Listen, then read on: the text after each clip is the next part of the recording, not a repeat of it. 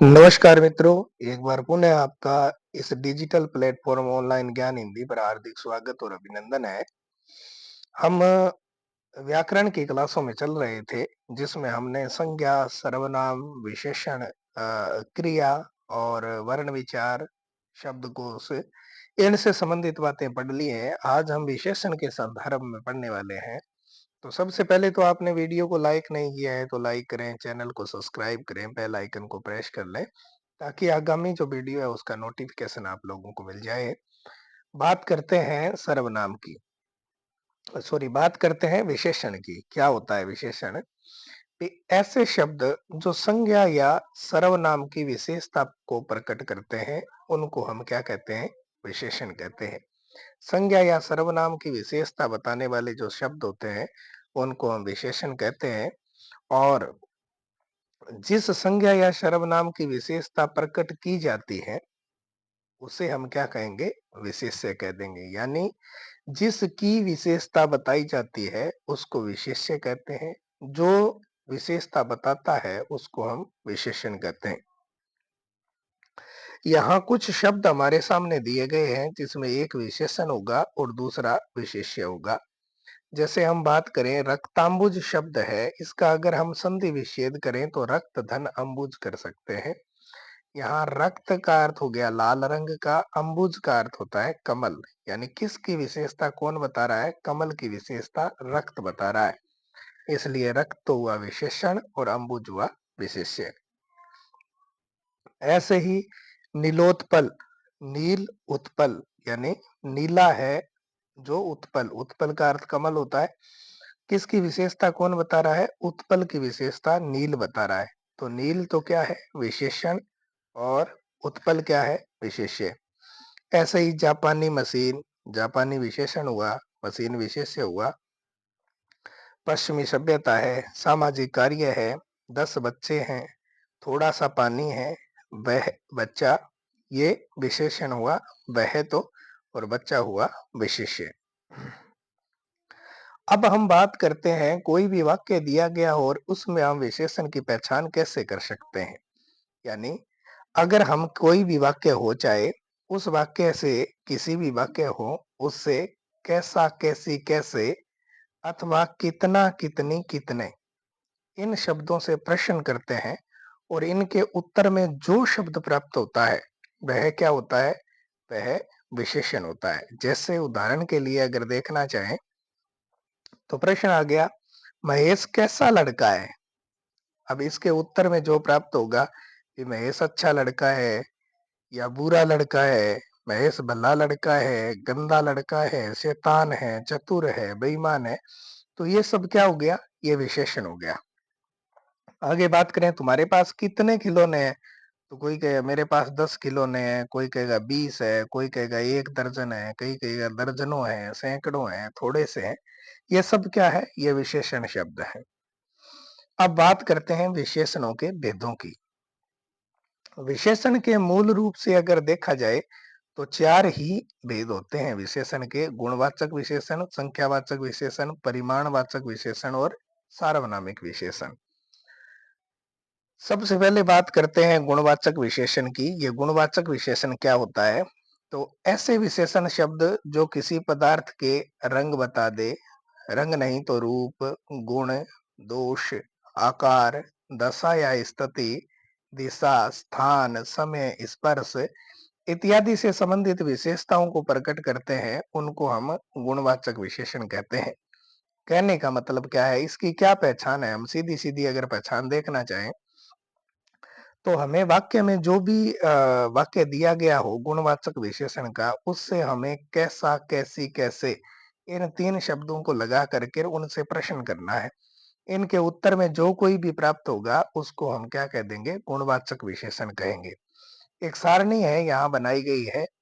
इसमें एक तरफ शब्द है, आप देख सकते हैं, एक तरफ शब्द है, फिर विशेषण है, फिर विशेष्य है और फिर गुणवाचक विशेषण के उपभेद है। देखिए, शब्द है लाल मिर्च, इसमें लाल विशेषण है, मिर्च विशेष्य है, और ये कैसा है? ये उपभेद रंग बोधक है। सुंदर बालिका में सुंदर विशेषण है, बालिका विशेष्य है, ये रूप बोधक हुआ। अच्छा लड़का, इसमें अच्छा लड़के का गुण बताया गया तो गुणबोधक हो गया। गंदी बस्ती, बस्ती का दोष बताया गया इसलिए दोषबोधक हो गया। छोटे मकान, आकार बताया गया मकानों का इसलिए आकार बोधक हुआ। फटी पैंट यानी दशा और स्थिति बताई गई, इसमें फटी विशेषण हुआ, पैंट विशेष्य हुआ तो दशा या स्थिति बोधक हो गया।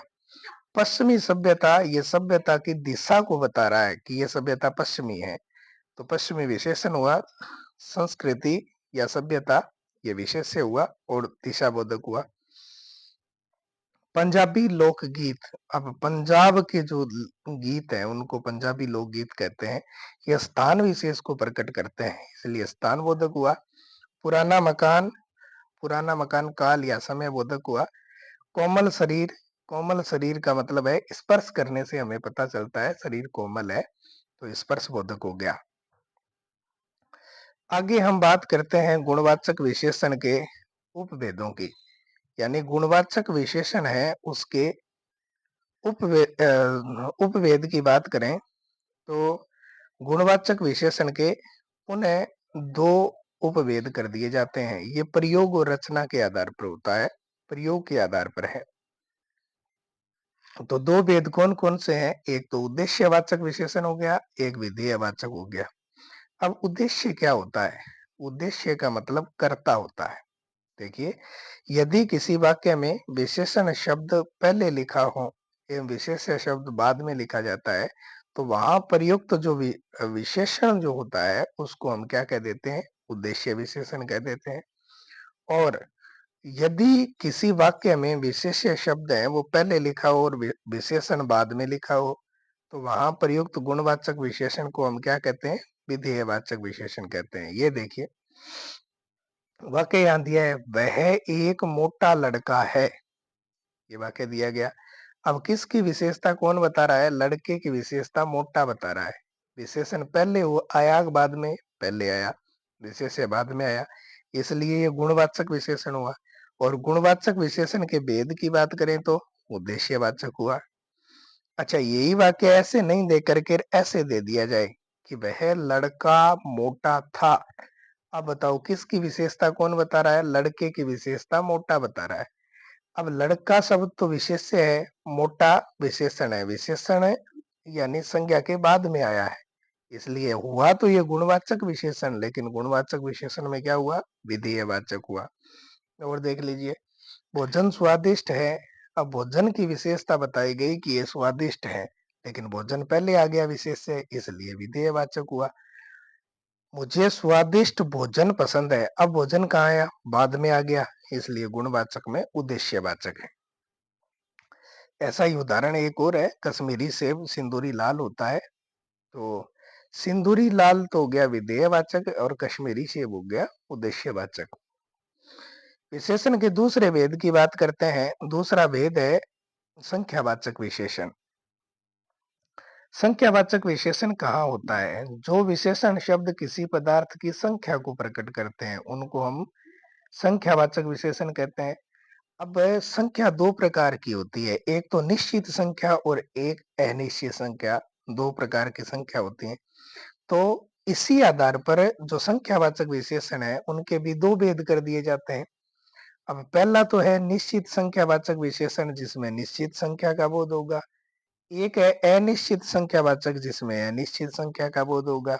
उदाहरण के लिए आप देखिए, मेरे पास हिंदी व्याकरण की 1 दर्जन पुस्तक है। अब 1 दर्जन को गिन सकते हैं हम। ये संख्या क्या है? निश्चित, तो निश्चित संख्यावाचक हुआ। मेरे पास हिंदी व्याकरण की दर्जनों पुस्तकें हैं, अब ये नहीं बताया कितनी दर्जन है ना? दर्जनों, तो अनिश्चित संख्यावाचक हो गया। दुर्घटना में 200 लोग घायल हो गए, निश्चित संख्यावाचक। सैकड़ों लोग घायल हो गए तो अनिश्चित वाचक। ढेरों खिलौने हैं, अनिश्चित वाचक। अब निश्चित संख्यावाचक विशेषण होते हैं, इनके भी कई उपभेद कर दिए जाते हैं। सबसे पहले गणनावाचक विशेषण। गणनावाचक में क्या होगा? संख्या आएगी, जैसे 1, 2, 3, 4, 5, 6, 15, 20 जैसे भी है तो संख्या आ गई। क्रमवाचक में क्या आएगा? क्रमवाचक में पहला, दूसरा, तीसरा, ये क्रम आ सकता है। ये नहीं तो पहली, दूसरी, तीसरी ये क्रम आ सकता है। प्रथम, द्वितीय, तृतीय ये क्रम आ सकता है। फर्स्ट, सेकंड, थर्ड, फोर्थ ये क्रम आ सकता है, तो क्रमवाचक हुआ। आवर्तीवाचक, आवर्तीवाचक में क्या होता है? दुगुना, तिगुना, चौगुना, 5 गुना, 6 गुना, 10 गुना ये आएंगे, या फिर इकहरा, दुहरा, तिहरा, चौहरा, पंचहरा ऐसे शब्दांश हमें देखने को मिलेंगे।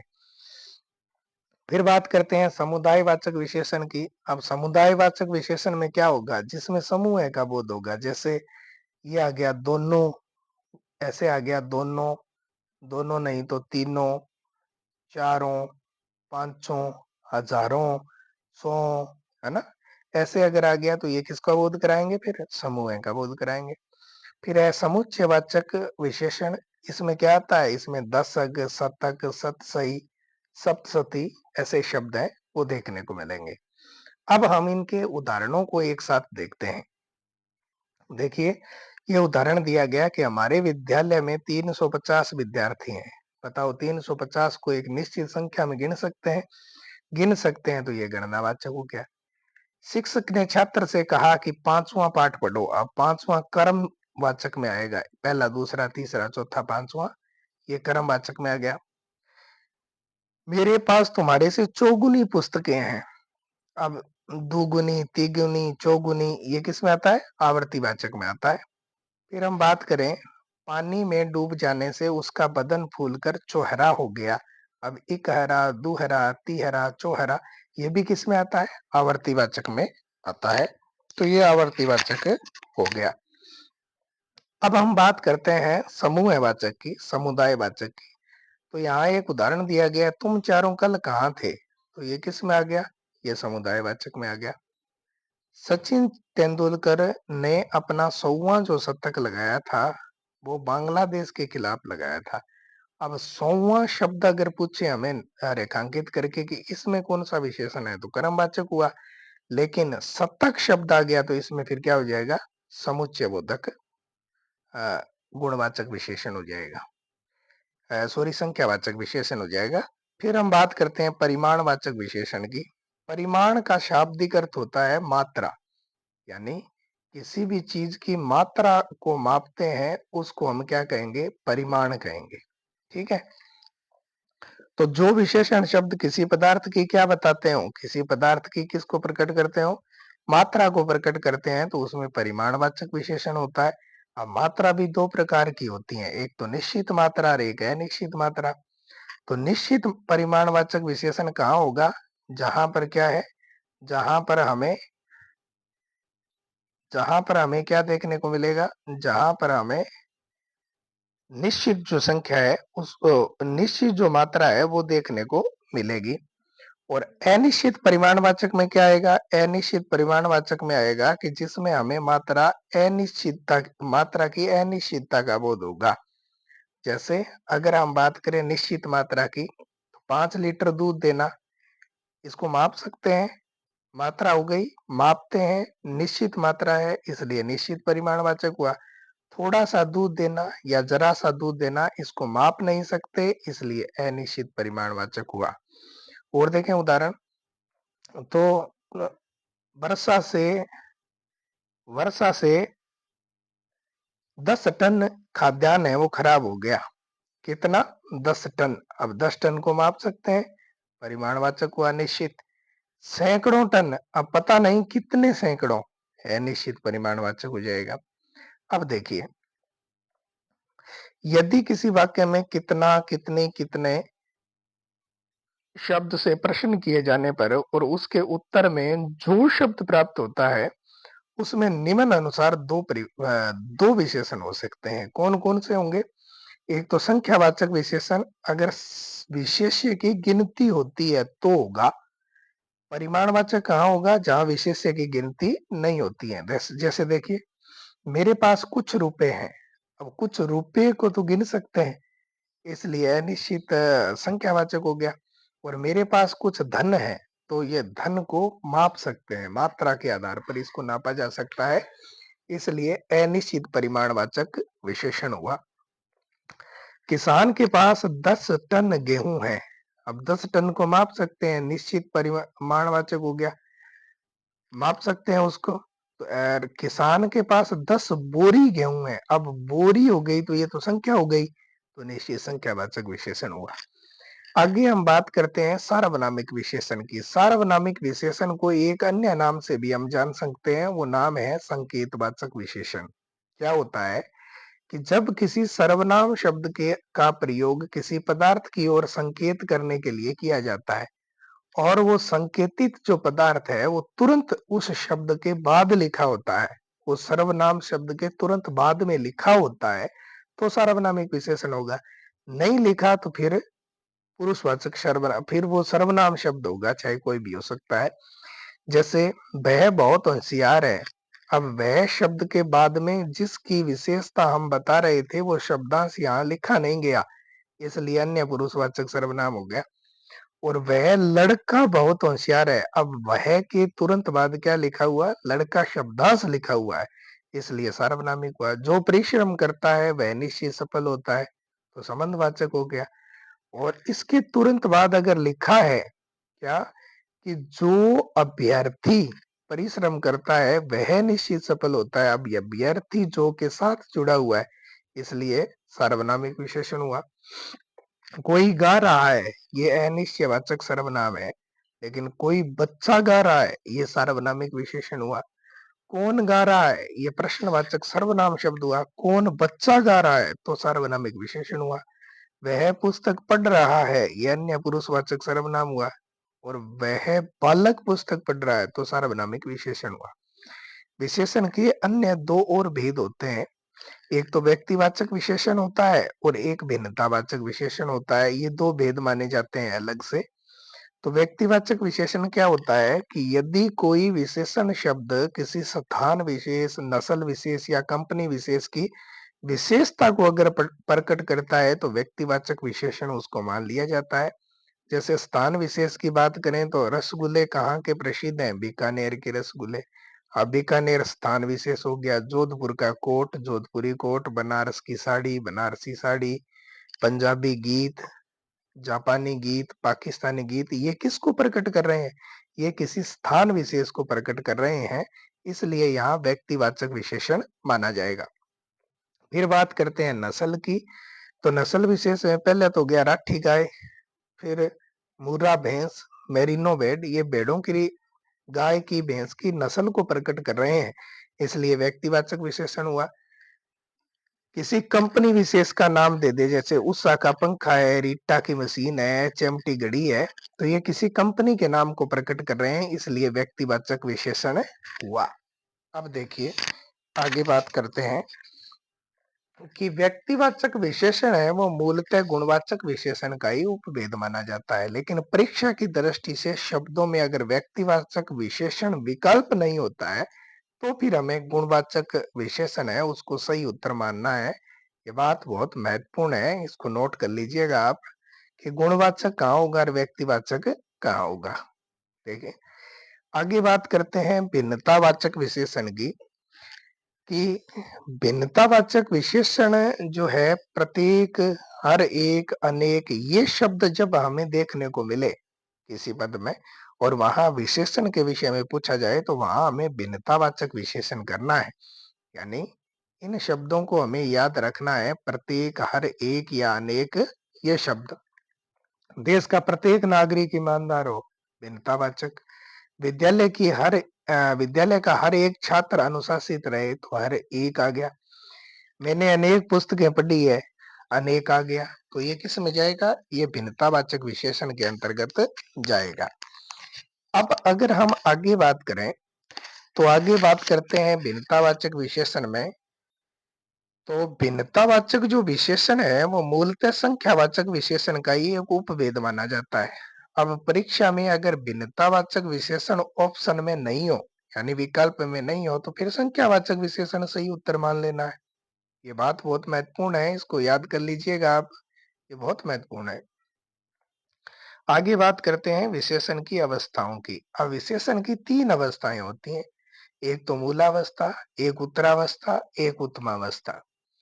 मूलावस्था कहाँ होती है, मूलावस्था होती है कि जब कोई गुणवाचक विशेषण है वो अपने मूल रूप में प्रकट हो, तो मूलावस्था होगी। जैसे राम एक अच्छा लड़का है, लता पटु बालिका है, कावेरी एक पवित्र नदी है। पटु का मतलब दक्ष होता है ना?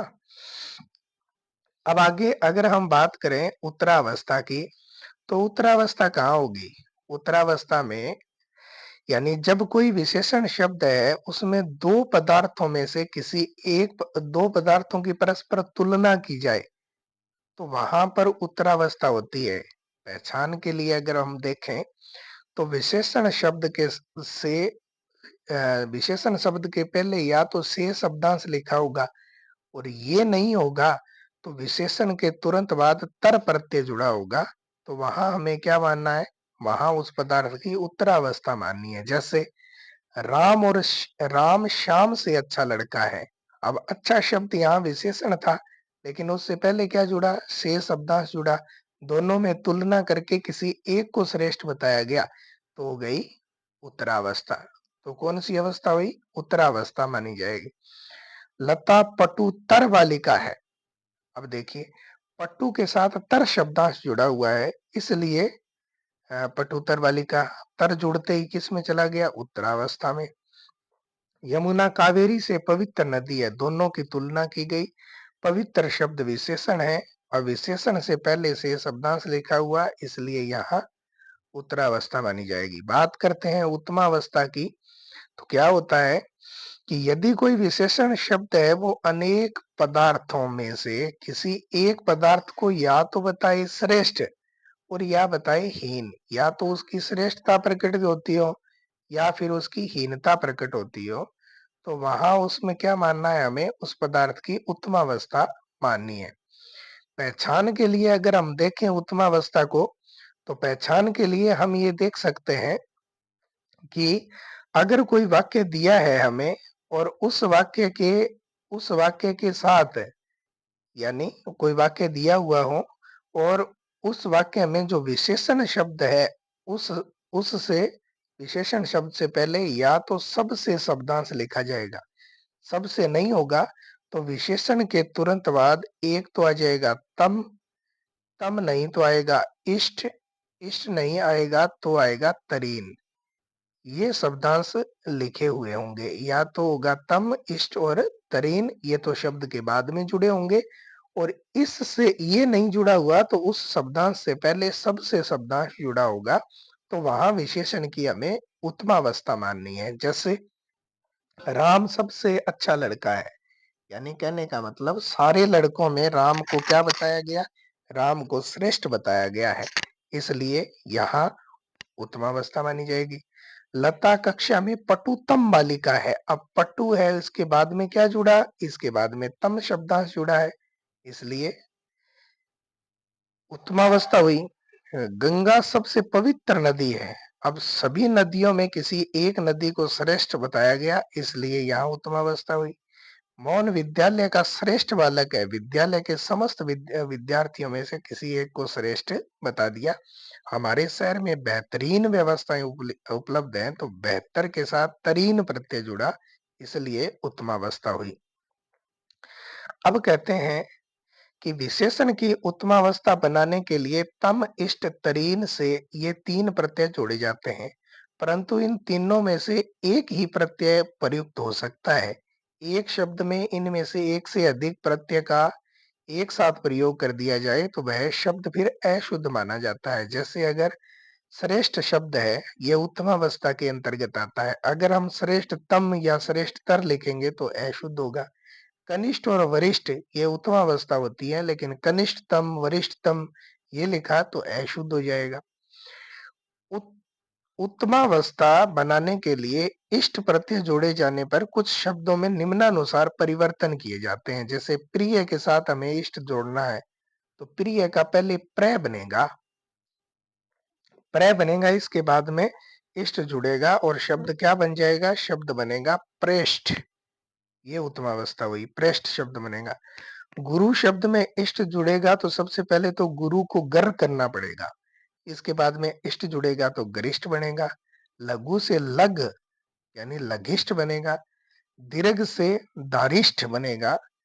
जय या वर से ज्येष्ठ या वरिष्ठ बनेगा, युवा को कन लिखेंगे पहले और उससे कनिष्ठ बनता है। अब हम बात करते हैं, इसी में एक और पक्ष आता है जो होता है प्रविशेषण।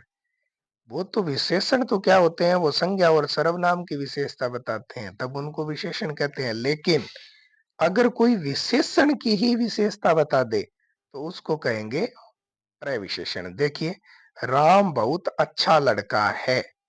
अब देखिए, अच्छा शब्द विशेषण है, लेकिन इससे पहले क्या जोड़ दिया, बहुत अच्छा लड़का है। अब बहुत इस विशेषण की विशेषता को प्रकट कर रहा है, इसलिए प्रविशेषण हुआ।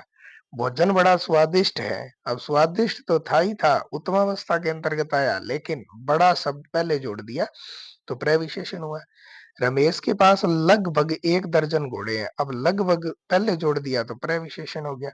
वह एक अत्यंत ऊंचा मकान है। अब ऊंचा तो है ही, अत्यंत और जोड़ दिया तो प्रविशेषण हुआ।